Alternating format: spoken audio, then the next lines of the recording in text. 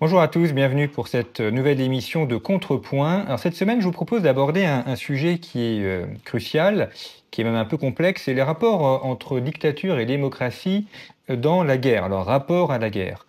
En effet, souvent on peut considérer que on va dire les dictatures, c'est-à-dire les régimes où les libertés sont peu présentes, sont minorées par rapport aux démocraties, donc des régimes où les libertés sont davantage présentes, notamment liberté politique, liberté intellectuelle. Et donc on peut considérer que les dictatures ont un avantage par rapport aux démocraties, par rapport au système politique de liberté, parce qu'elles vont plus facilement enrôler la population, parce qu'on a une structure hiérarchique qui est verticale, comme dans l'armée, donc c'est beaucoup plus facile pour donner des ordres et pour les faire appliquer. Alors que les démocraties ont des structures qui sont horizontales. Il y a également la question de la liberté de la presse, et donc il peut y avoir des opinions divergentes quant à l'intérêt de mener une guerre. Et donc il peut arriver de penser que les régimes avec peu de liberté sont favorables, là, ou plutôt sont favorisés lorsqu'il y a des guerres. Néanmoins, on peut répondre à cette question à travers l'histoire et à travers les auteurs. Quand on regarde l'histoire, notamment le XXe siècle, on voit que les pays avec liberté politique ont gagné les principales guerres. C'est le cas de la Première Guerre mondiale, par exemple. L'Allemagne était un pays, enfin l'Empire allemand était un pays avec moins de liberté politique que la France et le Royaume-Uni, et c'est elle qui a perdu la guerre.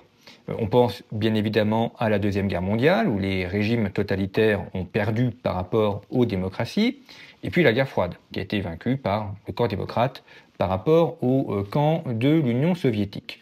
Donc l'histoire montre que les démocraties peuvent gagner des guerres, et même ont gagné les principales guerres du XXe siècle. Et puis vous avez également les auteurs. Je pense à Tocqueville par exemple, qui dans les années 1830, dans sa démocratie en Amérique, consacre une partie à la guerre. Tocqueville est aussi un penseur de la guerre. La guerre, le mouvement libéral ne s'arrête pas qu'aux questions économiques, il y a une réflexion sur la guerre. Tocqueville parle de la guerre civile, il parle des guerres ethniques, notamment dans les colonies, il parle également des guerres entre nations. Et Tocqueville explique que les régimes, ce qu'il appelle aristocratiques, donc qui sont verticaux, ou des régimes où il y a peu de liberté, sont favorisés lorsqu'il y a le déclenchement de la guerre, dans les premières semaines. Mais que lorsque la guerre dure, eh bien, ce sont les démocraties qui ont l'avantage et que ce sont elles qui finalement peuvent remporter la guerre. Et c'est exactement ce qui s'est passé au cours du XXe siècle, comme on vient de le voir. Alors, quels sont les atouts des démocraties par rapport aux dictatures? Eh bien, le principal atout, c'est justement la liberté, ou les libertés. Les libertés ne sont pas un frein à la victoire militaire, elles sont au contraire un avantage. Pourquoi? Parce que il y a une adhésion. C'est-à-dire qu'on ne doit pas combattre parce qu'on est obligé, mais on combat parce qu'on adhère à un projet politique, parce qu'on a la volonté aussi de défendre une nation, et parce qu'on est conscient de défendre un projet qui est combattu par le camp adverse. Ça, c'est d'ailleurs ce que dit très bien Périclès dans la guerre du Péloponnèse de Thucydide. Thucydide a noté ce discours qui a été fait, qu'on appelle le discours aux morts d'Athènes. Nous sommes dans la première année de la guerre et Périclès fait un discours aux morts d'Athènes. Donc il rend hommage aux morts athéniens par rapport aux Spartiates.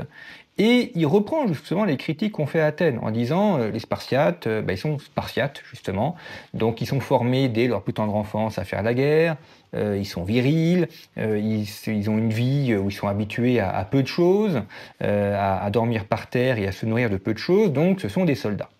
Et on va dire, oui, mais les Athéniens, eux, ils vivent dans les plaisirs, ils vivent dans l'hédonisme, donc ils ne savent pas combattre. Et finalement, non. On se rend compte que Athènes a tenu tête à Sparte. D'ailleurs, Sparte a gagné parce que Sparte s'est alliée aux Perses. S'il n'y avait pas eu l'alliance avec les Perses, Athènes aurait probablement gagné contre Sparte. Et surtout, Athènes dit, nous combattons pour autre chose. Nous ne combattons pas que pour la cité, nous ne combattons pas que pour Athènes. Nous combattons aussi et surtout pour un projet politique, pour un modèle de vie. Et c'est là que Périclès dit que Athènes est l'école de la Grèce. Nous combattons pour la démocratie qui va bien au-delà du simple combat militaire. Nous combattons pour une idée, pour des valeurs, on pourrait dire, que nous défendons. Ce qui fait que les gens sont prêts à donner leur vie. Ils ne donnent pas leur vie pour Staline, pour Hitler ou pour d'autres dictateurs. Ils donnent leur vie pour un projet, ils donnent leur vie pour leurs enfants, parce qu'ils ont envie que leurs enfants ou leurs descendants puissent vivre avec ce projet. Donc la notion de sacrifice est finalement beaucoup plus forte. Et là où les démocraties peuvent apparaître affaiblies, de prime abord, eh bien on se rend compte qu'en réalité elles sont renforcées. Troisième idée fausse, l'idée que les dictatures font donc souvent des hommes qui sont aguerris, qui sont aptes au combat, alors que les démocraties, ce serait l'hédonisme, ce serait quelque part la décadence. C'est d'ailleurs l'argument de Vladimir Poutine. Il va opposer une Russie aux vertus morales à un Occident décadent. Ça revient régulièrement. On a ça aussi d'ailleurs dans les mouvements islamistes, en disant nous, État islamique, nous sommes des gens purs, nous sommes des gens avec des valeurs morales, et nous combattons un Occident décadent. Bon, ça c'est la propagande. Mais quand on regarde les faits, on se rend compte que c'est assez différent. Si on entend par valeur morale le fait d'avoir des familles stables, d'avoir des personnes qui coopèrent entre elles, d'avoir des normes morales qui sont fixées et auxquelles les gens adhèrent et qu'elles défendent, on se rend compte que l'Occident est beaucoup moins décadent que la Russie. En Russie, vous avez plus de divorces, plus de couples qui vivent hors mariage, plus de naissances hors mariage, ou de femmes célibataires, qu'en Occident. Or, on sait bien, quand on traite des sujets économiques, que les femmes seules avec des enfants sont plus soumises à la pauvreté que des couples. Parce qu'élever un enfant seul, c'est compliqué, et avoir un seul salaire pour élever des enfants, c'est plus compliqué. Donc, les chiffres, en fait, contreviennent à cette idée de décadence de l'Occident contre des dictatures qui seraient, elles, au contraire, respectueuses des valeurs morales. C'est pas comme ça que ça se passe. Et cet argument de l'hédonisme qui est renvoyé à l'Occident est en fait un argument qui est faux.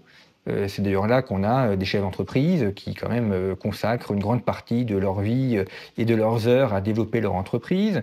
C'est là où on a une coopération qui se fait. Vous voyez, ça me rappelle un peu le texte de Tocqueville sur l'esclavage. Les libéraux ont toujours été opposés à l'esclavage, et Tocqueville le premier, qui a créé des associations de lutte contre l'esclavage, il dit finalement l'esclave, eh bien, il travaille moins bien parce que on lui a retiré sa liberté. Alors que le salarié qui est intéressé à la vie de son entreprise et qui est intéressé au progrès de son entreprise, il travaille beaucoup mieux. Donc oui, ça coûte plus cher un salarié qu'un esclave, mais finalement, il sera plus productif, il va travailler mieux. Et ça, on l'a également dans le cas de la guerre. Effectivement, un esclave qu'on envoie au combat, ça coûte pas grand-chose et on peut le manipuler. Mais sur le temps long, c'est l'homme libre qui va davantage défendre sa patrie, son pays, sa civilisation, sa culture, et qui sera prêt au sacrifice ultime. L'autre problème qui va se poser, c'est celle du respect des normes morales. On peut dire, bon, très bien, l'homme démocratique est davantage prêt au combat et va davantage se sacrifier pour le combat. Mais dans le respect des normes morales, une dictature, elle ne respecte pas les règles. Elle va commettre des crimes de guerre, elle va tuer des civils, elle va tuer des prisonniers. Alors que la démocratie ou le pays démocrate doit tenir ces règles morales. S'il ne le fait pas, on va lui reprocher. On va dire, mais comment vous défendez le droit, la justice, et puis vous traitez mal vos prisonniers, vous bombardez des civils, vous déportez des personnes.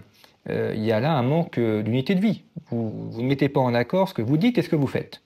Donc, un pays démocratique se doit de respecter ces normes morales. Et d'ailleurs, on va lui reprocher. Quand la France commet des cas de torture pendant la guerre d'Algérie, on lui reproche, alors qu'on ne le reproche pas au FLN. Pourtant, le FLN a davantage torturé que l'armée française. Mais on va constater finalement que c'est normal, enfin, c'est dans la logique des choses que le FLN pratique la torture, alors qu'on ne va pas l'accepter de la France parce que c'est un pays qui défend une certaine idée de l'homme. Alors, est-ce que ça crée un différentiel, ce qu'on pourrait appeler une asymétrie, entre un pays qui ne respecte pas ces normes morales et un pays qui va les respecter? A priori, oui, mais dans les faits, non. On se rend compte qu'un pays qui respecte des normes morales peut tout à fait gagner la guerre. D'abord, c'est ce qui s'est passé au XXe siècle. Les pays qui ont respecté les prisonniers, qui ont respecté les normes morales, ont fini par gagner la guerre. Mais ensuite, le non-respect des normes morales est même contre-productif. Si vous ne respectez pas les prisonniers, ça va se savoir, et donc vos prisonniers, enfin vos soldats, tous les soldats adverses, vont vouloir se battre jusqu'au bout, jusqu'au terme, parce qu'ils savent que sinon, s'ils meurent, ils vont être exécutés. Pardon, s'ils se rendent, ils vont être exécutés. Donc le fait de respecter vos combattants, enfin les combattants adverses, le fait de ne pas bombarder les civils, va vous permettre d'acquérir une certaine amabilité de la part du camp adverse, qui va finir par vous apprécier. Et donc, à défaut d'être votre allié, vous n'aurez pas d'opposants. Si vous maltraitez des civils, eh bien, vous créez des partisans. Et donc, le partisan va limiter très fortement les capacités de votre armée. Vous voyez, c'est ce qui s'est passé avec l'armée allemande d'occupation. S'il n'avait pas fait des otages, s'il n'avait pas maltraité les civils, il y aurait eu beaucoup moins de résistants. Le STO a été un moment où beaucoup de Français sont engagés dans la résistance pour échapper à ce service. Si ça n'avait pas existé, ça aurait un petit peu éteint les services les réseaux de résistance à leur origine. Donc bien traiter les civils, bien traiter les prisonniers, limite les réseaux de résistance, peut, je ne vais pas dire vous rendre sympathique, mais en tout cas vous rend plus appréciable au regard de l'ennemi, et donc finalement sert votre combat de guerre. Alors là, cinquième point qu'on pourrait reprocher en disant, bon, on a dit que les dictatures étaient vaincues par rapport aux démocraties, mais au XXe siècle, on a aussi des exemples où les démocraties ont perdu la guerre.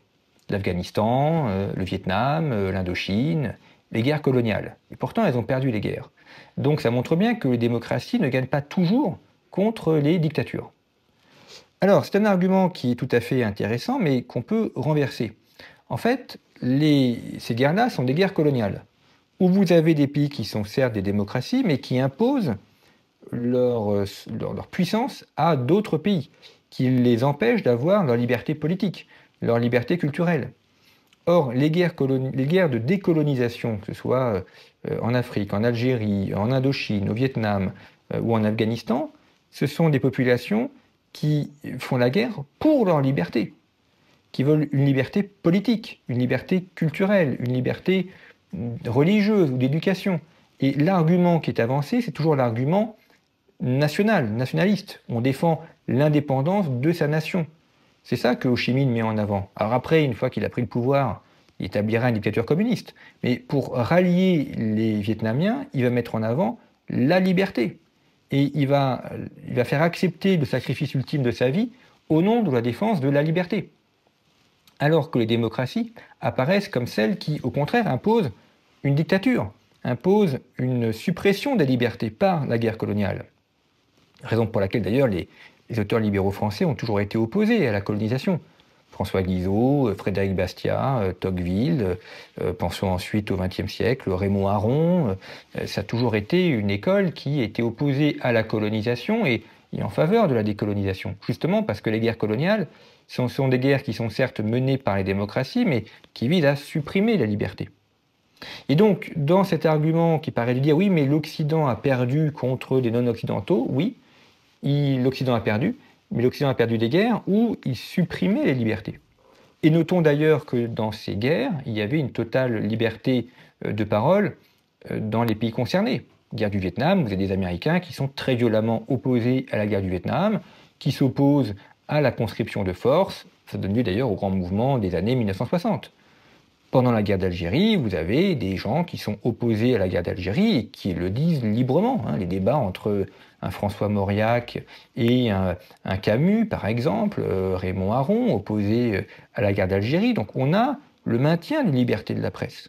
Et donc ça permet aussi un débat. C'est très important qu'il puisse y avoir un débat.